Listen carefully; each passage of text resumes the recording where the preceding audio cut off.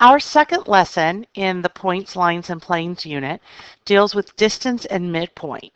We're looking at line segments, and we want to be able to find the length of the line segment and the middle of the line segment if we have ordered pairs. Our essential question is, how do I solve problems using the distance and midpoint formulas?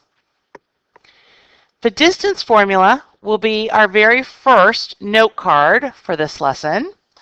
And this is critical that you memorize this formula. This formula will not be given to you on any test or quiz, including the SOL.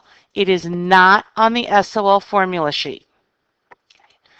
We use the distance formula when we want to find the length between two ordered pairs. For distance, we use a lowercase d, and that is going to equal the square root of, and it's a pretty long one, the quantity of x sub 2 minus x sub 1 squared plus the quantity of y sub 2 minus y sub 1 squared. And that radical sign needs to go over all of that. There's a lot of order of operations when you're solving these and watching your integer rules. So for example 1, we're finding the distance between the 2 points graphed below. Let's look at this point. It is at -5, +3. Looking at the second point here, I've got -2, -3. I prefer to write my points vertically like this, and I always circle the y values. It's a habit I got into in Algebra 1 when I was finding slope. So it's a habit I keep as I work with ordered pairs. Always write your formula. Writing and saying your formula every time you use it will help you memorize it. So distance equals the square root of, parentheses, x sub 2 minus x sub 1, close squared, plus, parentheses, y sub 2 minus y sub 1, close squared. Now I'm going to substitute. And when I write my ordered pairs vertically like this, I just substitute from top to bottom. So I'll do -5 minus -2 plus 3 minus -3. Okay, solve your parentheses first. -5 plus 2 is -3. And 3 minus -3 is 6. 9 plus 36. I'm going to back up my radical here. I made it a little long. That equals, woo, didn't mean to pick up highlighter. That equals the square root of 45. Now I probably need to simplify that. Let me see. The square root of 45, that's 9 times 5 and 3 times 3. So 3 gets to come outside the house. 5 has to stay inside. 3 times the square root of 5 is our distance between those two ordered pairs.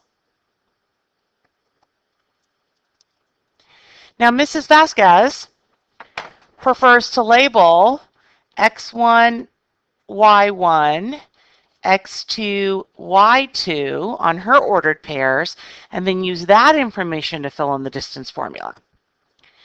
Okay, this one specifically says find the length of AB. So instead of using a lowercase d, I'm actually going to use length of AB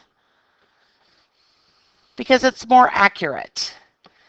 I'm going to write my distance formula.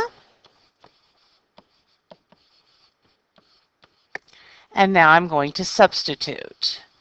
X sub 2 is 3 minus x sub 1 is -4 squared. Y sub 2 is -1 minus y sub 1 is 1 squared. Parentheses next. This gives me 7 squared plus -2 squared. I'm going to come up here.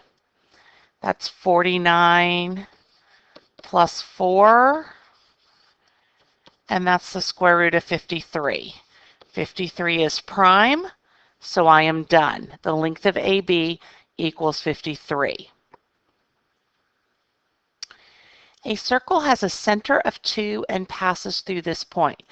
Okay, so this goes to some prior knowledge that we expect you to know. We're going to find the length of the radius and the length of the diameter. So let's sketch a circle with a center. Okay, and we're going to be talking about both diameter and radius. Here's my radius. All of this would be my diameter. My center is at 2, -1. Passes through -4, 3. Passes through. Does that mean that point is inside the circle, outside the circle, or on the circle? Passes through means it's on the circle. So 4, -3 is out here. If I find the distance between 4, -3 and 2, -1, I am finding the length of the radius. So let's start with that. My radius is going to equal, I'm going to write my formula, the square root of x sub 2 minus x sub 1 quantity squared plus the quantity of y sub 2 minus y sub 1 quantity squared. And for my radius, 2, -1, 4, -3. Alrighty. I'm going to do 2 minus 4 squared plus -1 minus -3 squared. -2 squared plus 2 squared. 4 plus 4, 8. All right, so my radius is the square root of 8. Let me see here. The square root of 8 is 4 times 2, which is 2 square root 2. So that's half my answer. Next, I'm asked for the length of the diameter. Remember that diameter is twice the radius. So for my diameter, I need to do 2 times 2 square root 2. Now this goes back to some radical rules, but what's outside gets multiplied together and what's inside the radical gets multiplied together. So 2 times 2 is 4, and we keep the square root of 2 because we don't have anything else inside the radical.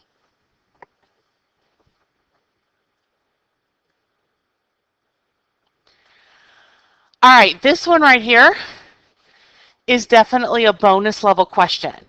I'm going to ask you to pause the video for a minute, give it a try, and then you'll be able to check your work. Okay, take a minute to go through and check your work. The beautiful thing about this was the C's canceled out. So step 1, I substituted. Step 2, I distributed my negative for both. Step 3, I combined like terms. Step 4, I squared. Step 5, I combined like terms. And step 6, I simplified. Definitely bonus level, not something we're going to ask you to do on the test. However, we will definitely ask you to do this on the test. Find all values of y for which the distance between 8, 4 and -3y is 5 square root 5. So start with your distance formula.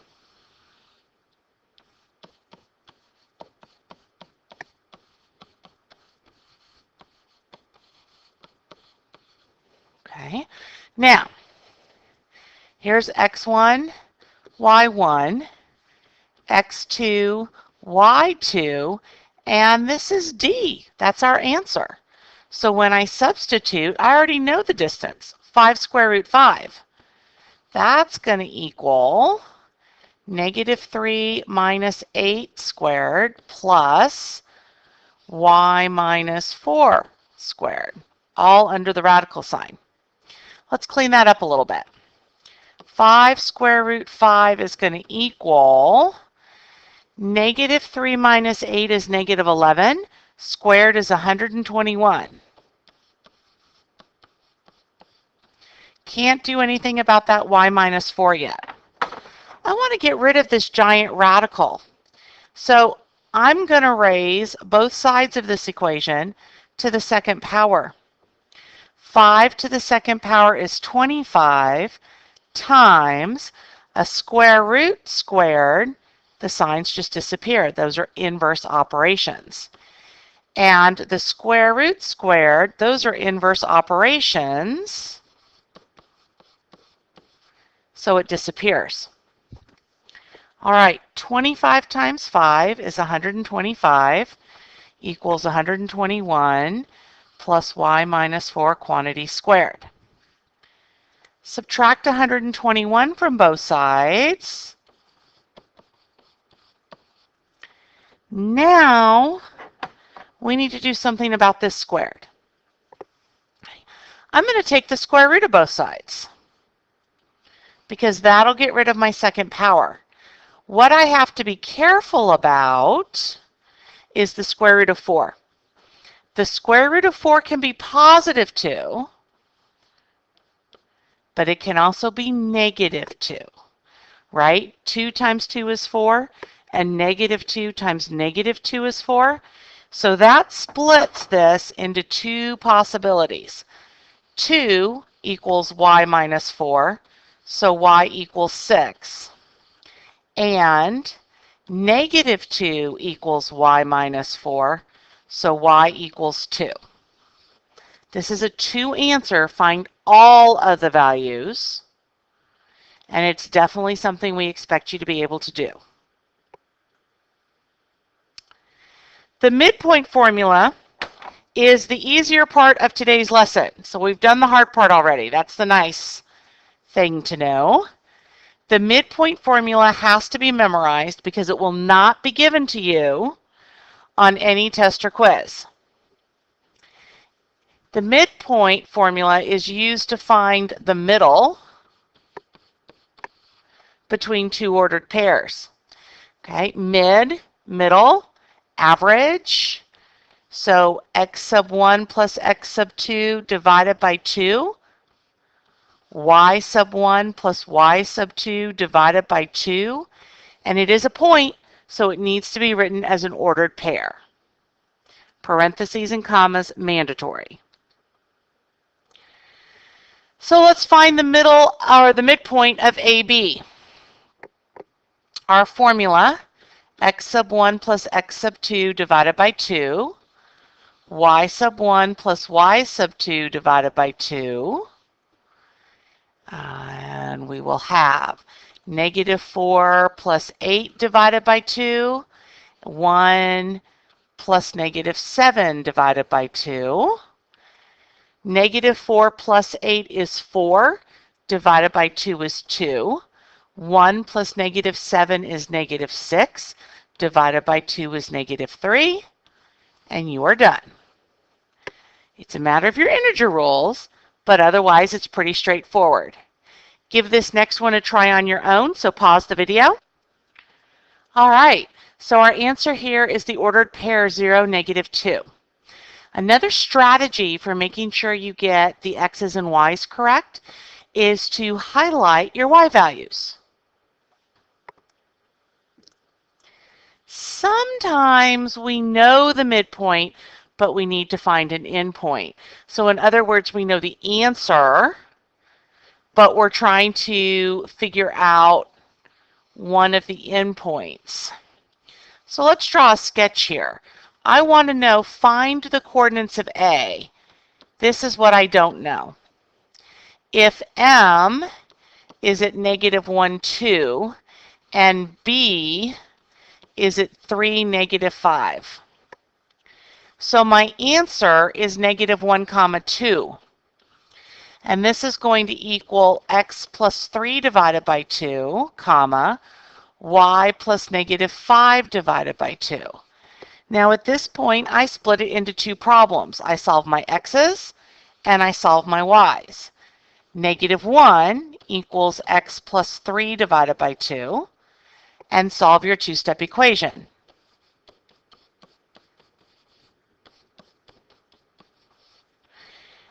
My y values, 2 equals y minus 5 divided by 2, and solve your two-step equation. My final answer has to be written as the ordered pair. A is at -5, 9.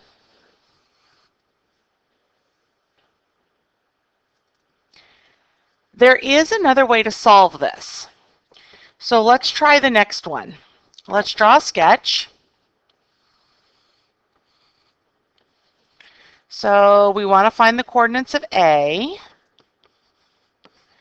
We know that M is at -6, 12, and we know that B is at 3, -5. All right. Let's look at our x's. How do I go from 3 to -6? I subtract 9. So if I subtract 9 from -6, I get -15 for my x value. How do I go from -5 to 12? I add 17. If I add 17 to 12, I get 29. So you can look at it like we did in the last example from an algebra standpoint, substituting into our formula, breaking it into two equations and solving. Or in this second example, you can look at it as a pattern question. Both ways are correct for solving. It's a matter of which method makes the most sense to you and which one can you remember. All right, let's try a little algebra. If P is the midpoint of XY, P, it's the midpoint, so I'm going to mark these as congruent. XP is 8x minus 2, and PY is 12x minus 30. Find the value of x. Well, goodness, if XP and PY are the same length, I can just set these two expressions equal to each other. They're congruent. 8x minus 2 equals 12x minus 30. And now I need to solve the equation. Subtract 8x from both sides. Add 30 to both sides. And divide by 4. Our x value is 7. Try number 2 on your own. Pause the video. Hopefully you were able to solve that one successfully. Again, we had congruent segments, so we were able to set our expressions equal to each other. Pause the video and try the last one, please. The only thing new with this last one is we weren't just asked for x. We had to take x, substitute it back into the expression for QP, and find that the length of QP equals 41. All right, take a minute, please, and write a summary about the distance and midpoint formulas.